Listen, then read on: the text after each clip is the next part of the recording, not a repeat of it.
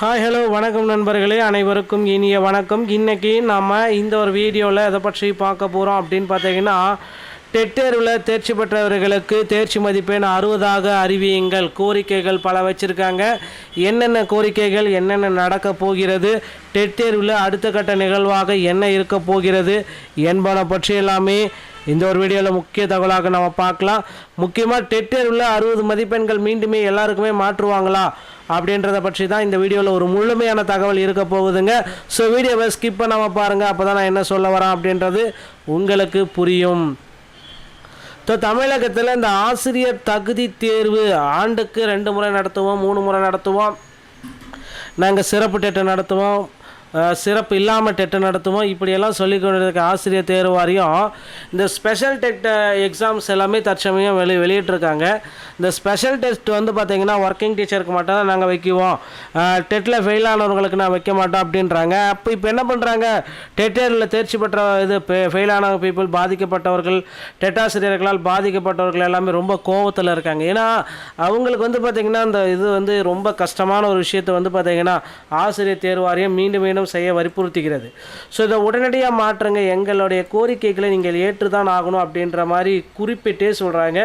So நிச்சயமாக ஆசிரியர்களுடைய கோரிக்கைகளை ஆசிரியர் தேர்வு வாரியம் கேட்க வேண்டிய சுச்சுவேஷனில் இப்போ இருக்குது.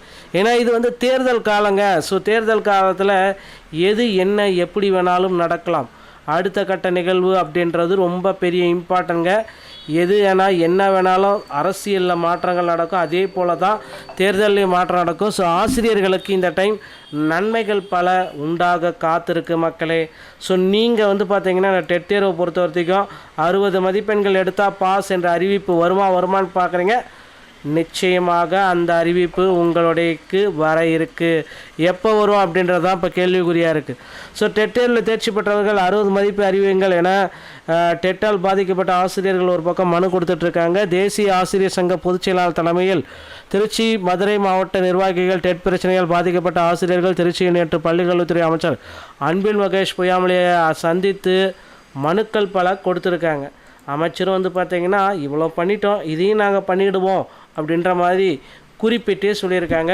ஸோ கண்டிப்பாக டெட் தேர்வில் ஒரு சில மகிழ்ச்சியான செய்திகள் காத்துக்கிட்டு இருக்கு. இதற்குண்டான அறிவிப்பு இன்னும் ஒரு சில தினங்களில் உங்களுக்கு வந்துவிடும் மக்களே. அதே போல் வந்து பார்த்திங்கன்னா இந்த சிறப்பு டெட்டு சொல்லியிருக்காங்க பார்த்தீங்களா, சிறப்பு டெட்டு வந்து பார்த்திங்கன்னா ஃபெயில் ஆனவங்களுக்கும் நடத்துவோம். விரைவில் வந்து பார்த்திங்கன்னா தேர்வில் தோல்வி அடைஞ்சவர்களுக்கும் உடனடியாக சிறப்பு டெட்டை நாங்கள் நடத்தி காட்டுவோம் அப்படின்ற மாதிரி குறிப்பாக சொல்லியிருக்காங்க. ஸோ சிறப்பு டெட்டுக்கு உண்டான அனௌன்ஸ்மெண்ட் வந்து பார்த்திங்கன்னா டெட்டில் தோல்வி அடைஞ்சவர்களுக்கு விரைவில் வர இருக்குது. தயாராகிக்கோங்க மக்களே. சிறப்பு டெட்டு இதற்கு உண்டான ஒரு பெரிய அனௌன்ஸ்மெண்ட் வந்து பார்த்திங்கன்னா ஆசிரியர் தேர்வு வாரியத்தில் இன்னும் ஒரு சில தினங்களில் உங்களுக்கு ஒரு பெரிய அப்டேட்டை வந்து பார்த்திங்கன்னா கொடுக்க போகிறாங்க. ஸோ டெட்டில் ஃபெயில் ஆனவங்களுக்கும் வந்து பார்த்திங்கன்னா சிறப்பு டெட்டை உடனடியாக நடத்தியே தீர்வோம் அப்படின்ற மாதிரி குறிப்பாகவே சொல்லிகிட்ருக்காங்க. ஸோ அதனால் ரெடி ஆகிக்கோங்க மக்களே. சிறப்பு டெட்டு உங்களுக்கு கண்டிப்பாக வந்துடும்.